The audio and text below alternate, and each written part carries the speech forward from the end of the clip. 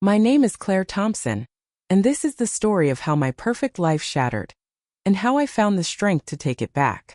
When I married Ethan, I thought my life was finally falling into place. He was charming, ambitious, and the kind of man who made everyone feel seen.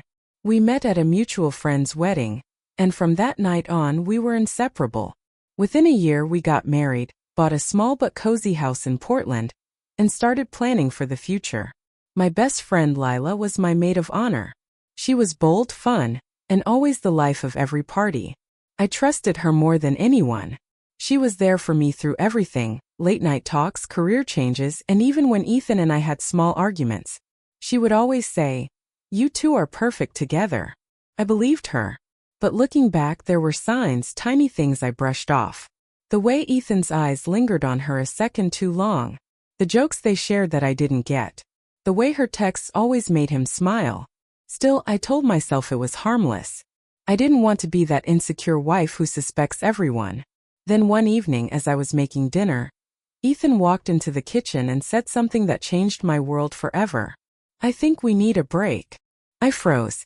The timer on the oven beeped, the pasta boiled over, and all I could hear was the sound of my heart breaking. He didn't shout, didn't argue, just quietly packed a bag, kissed my forehead and left. And the next morning I found out where he went. He was with Lila. The news spread fast. In our small circle of friends, everyone knew Ethan and Lila were together. I remember standing in my kitchen, staring at my phone, as photos of the two of them popped up on social media. Lila's arm around him, Ethan's grin that used to be mine. The images blurred as if someone had smeared ink across my vision. I wanted to yell, to throw plates, to erase the years where trust had been a cheap backdrop. But instead I sat down on the cold tile and let the world tilt. My mother came over that night. She put her arms around me like she had when I was small. "You'll rise from this, Claire," she whispered. "One day they'll regret it." At the time, I couldn't imagine believing her. The months that followed felt like walking through fog. I left voicemails that went unanswered. I broke down in the shower sometimes and memorized the sound of the water to stop myself from screaming. Work became my refuge and my prison. The code I wrote filled the hours but never erased the hollow. Friends offered lines that tasted like Band-Aids. "It gets better. You're strong." I wanted them to be right. So I did what people told me: therapy, long walks, coffee with the kind of people whose problems didn't revolve around betrayal. 2 years later, a text appeared. A single line on a Wednesday at 10:13 a.m. "Hey Claire, can we talk?" My heart hit my ribs like a fist. Part of me wanted to delete the message and never look back. But curiosity, or perhaps the need for finality, made me say yes. A week later, I saw him outside my office, jacket pulled tight against the wind. He looked older. Not in a cruel way, but weathered, like someone who'd been out in a storm too long. When he said my name, it sounded like an echo. "I messed up," he began. "I didn't know who I was." He told me Lila had been cheating on him. He told me they had argued, then spiraled. He said he'd lost his job. He said he'd lost his way. Every sentence was an attempt to fold the past back into something soft. But I had been working on my edges for months. I had learned how to honor myself. Not to survive for the sake of someone else's apology. He asked for a second chance. I said nothing. Silence became the loudest sentence I could deliver. Weeks passed after we met. He called late at night with details that sounded like confessions written into the margins of his life. I listened. Quietly. Carefully. At first I told myself I needed closure. Maybe that's what most people think when a betrayer returns. But closure is a dangerous word. It can be used to lure you back into a loop. So I made a different choice. I would give him a kind of attention he hadn't earned. Not because I forgave him, but because I was going to teach myself how to hold power without anger. I replied to a text with warmth. I answered a call with softness. I let him see someone whole. He grew hopeful. He made small promises. He repaired fences elsewhere, and then he began to lean on me for the approval he once demanded. And as he regrew comfortable, something in me shifted. Not to mercy, but to strategy. If I could see myself from the vantage point of the woman I wanted to be, I would not be broken by his return. I would stand. I would measure his footsteps, not his words. The first cracks appeared in his story when he bragged about Lila's jealousy to a mutual friend, as if his pain made him holy. I began to document everything. The small inconsistencies, the half-truths, the times he asked for money under vague pretenses, the nights he came home late with lipstick on his collar while pretending it was a barista's smear. One night, he came over saying he wanted to talk about moving in again. He knelt in front of me as if proposing a new beginning. I paused. I let the silence stretch like elastic. "I'm not the same person you left," I said finally. "And I won't be the safety net for a man who won't learn to stand alone." He left with a promise that sounded like a plea. I watched him go, and for the first time in a long time, I didn't ache. I felt a pulse of something clean. Determination. If he wanted to ask for forgiveness, I would answer with consequence. Not to punish him for cruelty, but to teach the boundary I had never learned to hold before. I crafted a plan, slow, deliberate, and surgical. I would let him believe there was a path back.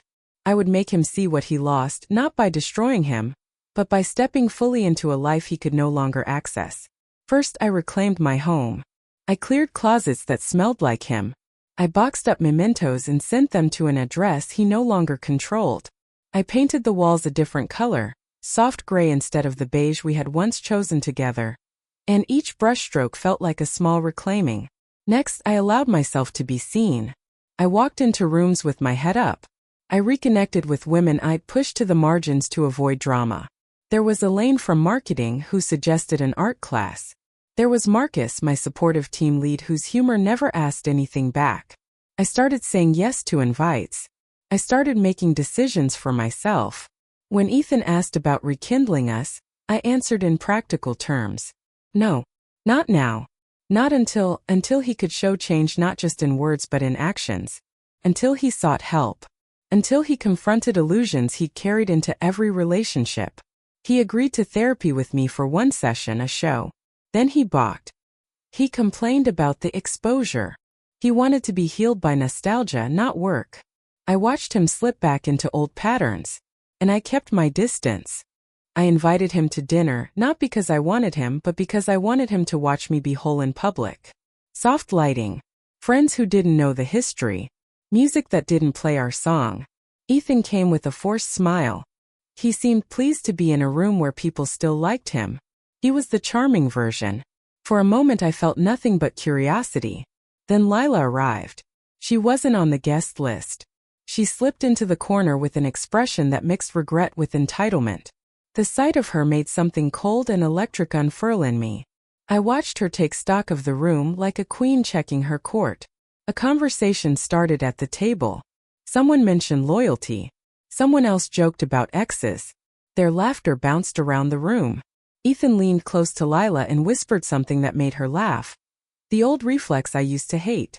I felt a flare of something primitive. Then I remembered the lessons I'd learned. Pain can be ferocious, but revenge that merely repeats the act never liberates. So I did something else. I stood and made a toast. I didn't accuse. I didn't shame. I raised my glass to honesty. To people who learn, I said. And to the lives we choose tomorrow.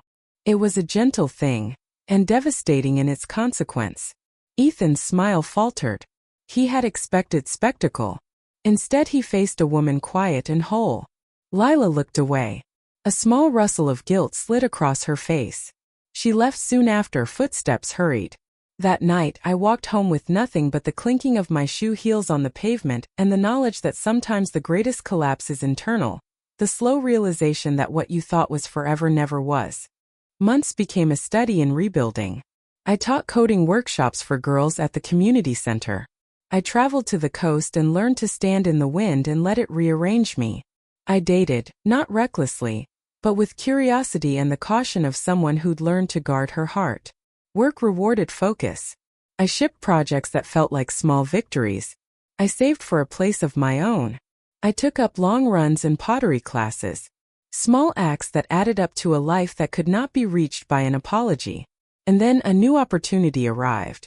A startup invited me to lead an initiative in Seattle. A chance to relocate, to create a new story. It felt like a door opening not because of absence but because I had built a key. I accepted the role. Packing my apartment was more ritual than chore. Every box labeled was a decision. Every donation bag left on the curb felt like a small exhale. Before I left, Ethan called. Desperate. He wanted me to stay. He wanted another chance. I listened to his pleas with a clarity that surprised me. I'm moving, I told him. Not away from you, but towards something that isn't defined by the echo of what you did. There was silence. Then a small, strangled, I understand. That last exchange felt empty of reconciliation and full of truth. When I boarded the plane, it was not a flight from pain. It was a journey toward self-possession. Seattle was different. Rain softened the edges of the city. The office hummed with new ideas. My apartment had high windows and a balcony I used to watch fog roll in. I painted again. I volunteered at coding camps. Life filled the hollow with mural-sized colors. Months turned to a year. Lila and Ethan faded into the background like tabbed windows you close one by one. I was not immune to curiosity. Sometimes I would search their names, see a new photo or a muted status update. Mostly I felt indifference. Then life moved in strange ways. A message from a mutual friend. Lila and Ethan were having trouble. Lila had moved away. Ethan had lost another job. Rumors of regret circulated in the way gossip circulates, quietly slantwise. It might have been satisfying to gloat, to feel triumphant and point to the scales of fate. But I had changed in how I approach satisfaction. Triumph that shouts is hollow. Triumph that is quiet, that arrives as a steady life, that is the kind that stays. I took a trip to the coast alone and watched the tide pull itself back like a breath. I thought about the woman who had cried on the kitchen tile, and the woman who now read novels on the bus without feeling the weight of pity. They were the same person and not. When Ethan reached out again, it was different. He wanted to apologize. Not for attention. Not to seduce. But to say he was sorry and to acknowledge the way his leaving had wounded someone who had once been his home. I heard him. I thanked him. I didn't reopen the door. I simply replied with the truth that had taken me a year to practice. I forgive what I must to free myself. I do not reopen what was never whole. 2 years in Seattle brought new rhythms. I mentored young women in tech, helped them debug code and life decisions alike. I fell for a man named Aaron, kind, steady, and unafraid of quiet. He loved my flaws and my history in equal measure. He did not try to fix me. He showed up anyway. My art sold at a local show. I took solo trips to galleries. I found a favorite coffee shop with a barista who always remembered my name. The house I bought was modest, but every corner was mine. I filled it with things that made me laugh, not antiques to impress, but items that fit. Sometimes at night, memories would creep up. Faces. Songs. The way betrayal had once felt like a tide dragging me under. I would acknowledge it, breathe, and then put one foot in front of the other. That act of walking forward became my quiet revenge. Not vindictive, but restorative. My mentoring program expanded. I launched a scholarship fund named after the woman I used to be, Claire's Code, offering resources for girls from backgrounds where support had once been scarce. Watching them thrive was like watching seedlings break concrete. One autumn at an alumni event, I ran into mutual acquaintances. Ethan's name came up. Someone said he'd remarried. Another voice said they'd heard he was working back home, trying to make amends. I smiled and ordered more wine. The world turned. My life turned with it. Revenge stories on the internet often end with spectacle. Schemes exposed, conspiracies revealed, public humiliation. Those make for clickbait and fireworks. But my story's final act was quieter. A year after I left, Ethan reached out one final time. He had problems with a new venture and wanted advice. He asked if we could meet. I agreed to a short coffee, neutral ground. When I sat across from him, the man who'd once been my whole world met my eyes and said, I lost what I had because I didn't respect it. I'm sorry. I nodded. I'm glad you learned something, I replied. I hope you don't lose it again. There was no gloating. No drama. Just two people who had been weather for each other's storms, now becoming strangers who recognized shared history. I left the cafe feeling neither victorious nor defeated. I felt settled. The final revenge I realized was living a life too full to be derailed by someone else's choices. It was answering calls with peace rather than panic. It was building community, purpose, and refuge outside the people who once defined me. Now, when I look back, I don't see only the aching parts. I see lessons stitched into the lining of my days. I learned to name my needs, to say no without flinching, to love without the permission I once begged for. If you're listening, and you've been betrayed, hear me. You don't have to plan a spectacle. You don't have to break someone to be free. You build something bigger. You collect moments that prove you belong to yourself. My name is Claire Thompson. I lost a marriage. I lost trust. I almost lost myself. And then I found a life so rich that the old wounds became part of the map, not the territory. When enough is enough, final revenge begins. Begins with a breath. A decision, a life rebuilt,